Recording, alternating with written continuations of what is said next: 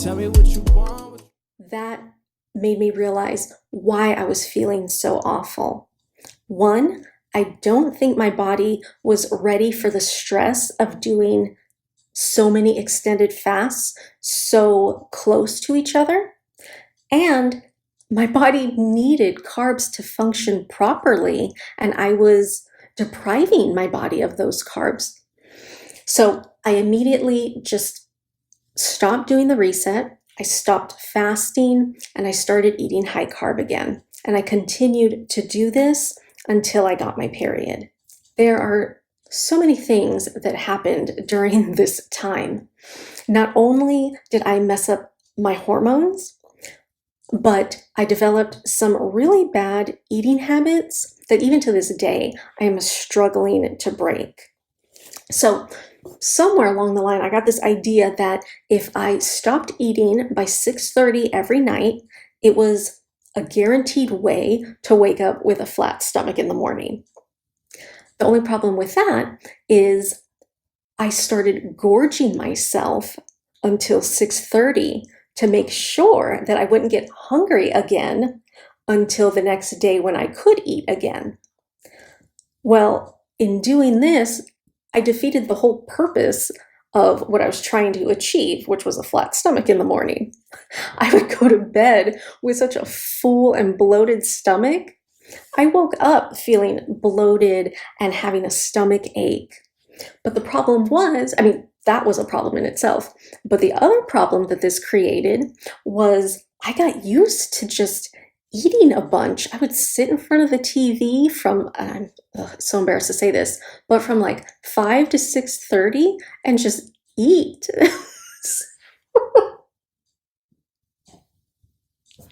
It wasn't like I was eating anything bad. I would chop up like apples and have some nuts. And then I found these stevia sweetened dark chocolate chips. And so I would have I'd have dinner, and then I would just make this big bowl of fruit, nuts, and chocolate chips. And I would just eat until I felt like I couldn't eat another bite. And it worked in keeping me full until the next day when I could eat again. But to what end? Doing this not only made me gain weight, but it left me with this bad habit of wanting to spend the entire evening watching TV and eating dessert foods. I know that apples and the chocolate chips and nuts seem healthy enough, but anything you eat in excess, even if it's healthy food, is not going to be good for you. But the sweetness of the chocolate chips and the fat from the nuts, it just left a taste in my mouth for wanting more sweet stuff. And so cereal made its way back into my diet. My husband, he likes to bring Reese's Pieces and Butterfingers and peanut butter into the house. And so I've been eating that. And so for the last 2 weeks, I think, I have been feeling bloated, like I have gained weight, like I have uncontrollable cravings that I just keep giving into.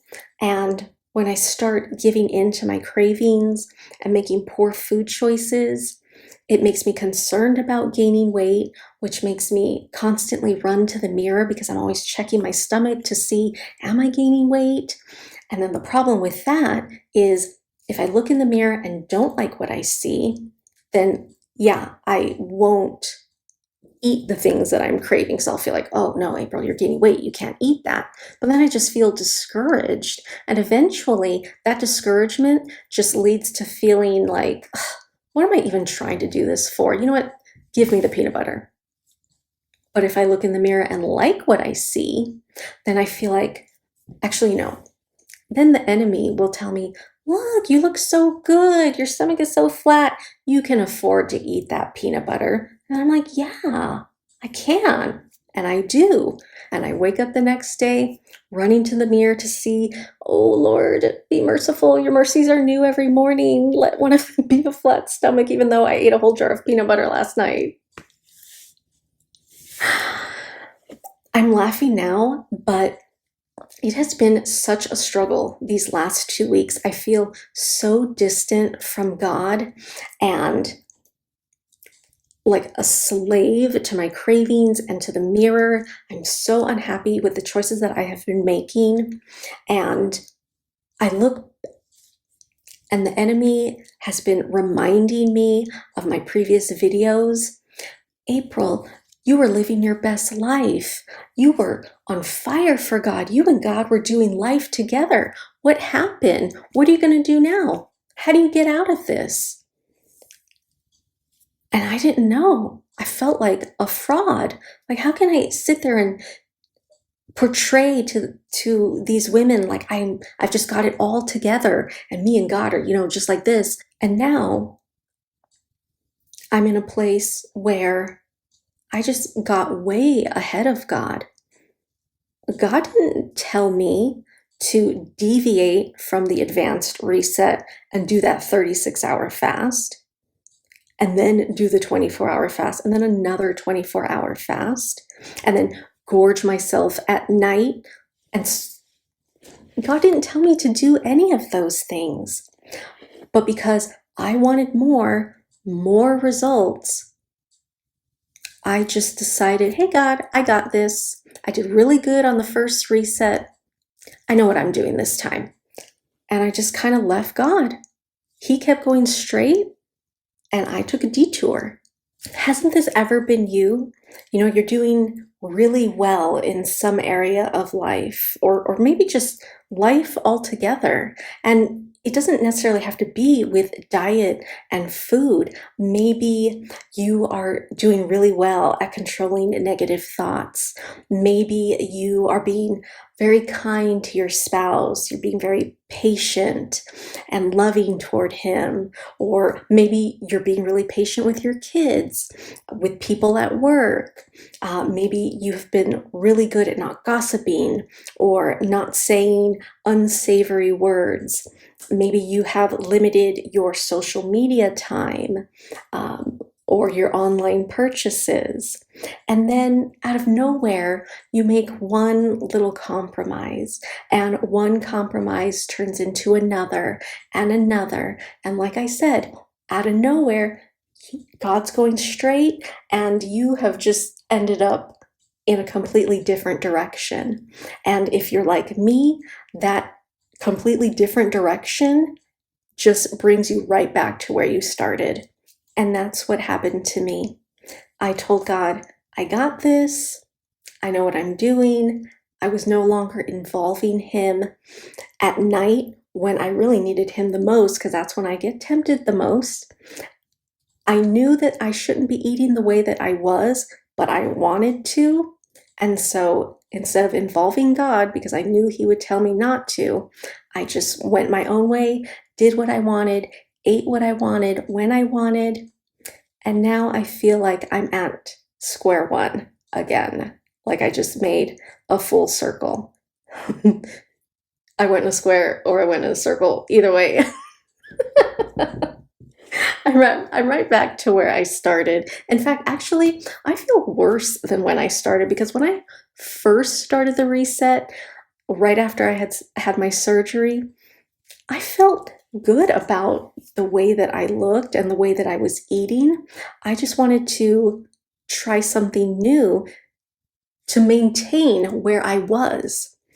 But now I don't like the way that I've been eating. I don't like the way that I look, and I don't like the choices that I've been making because they don't involve God.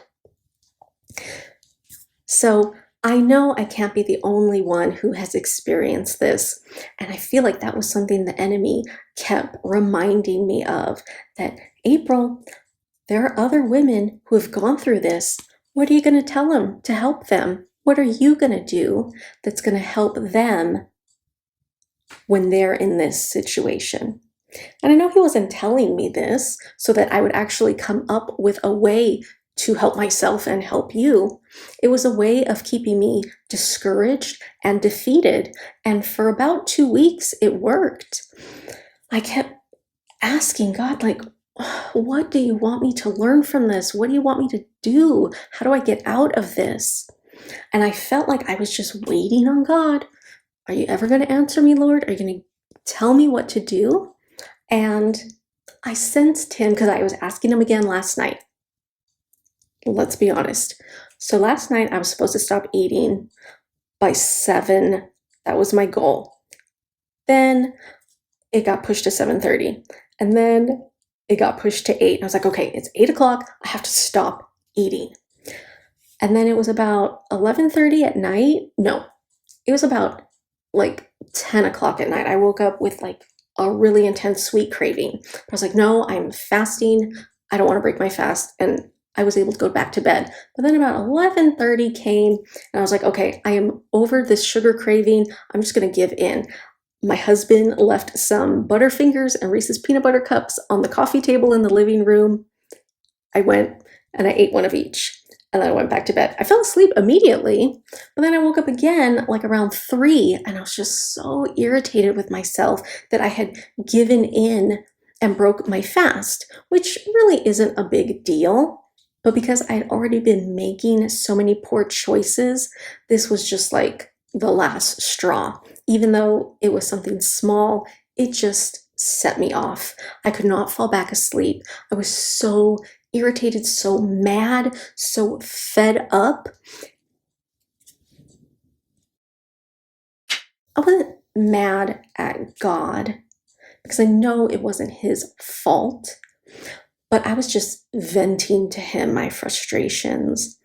And then out of nowhere, it must have been the Holy Spirit like bringing this to mind, but I thought God is the God of comfort. So I just asked him, I was like, God, will you just comfort me right now? I can't sleep. I'm so discouraged. Will you just comfort me? And he sure did.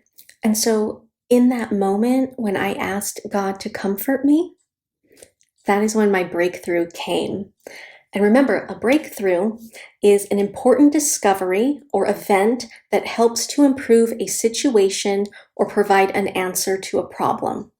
I believe that my breakthrough came at this moment because when I asked God for comfort, I believe that that revealed my desperation and the fact that I realized I don't have the answers, but God, you do.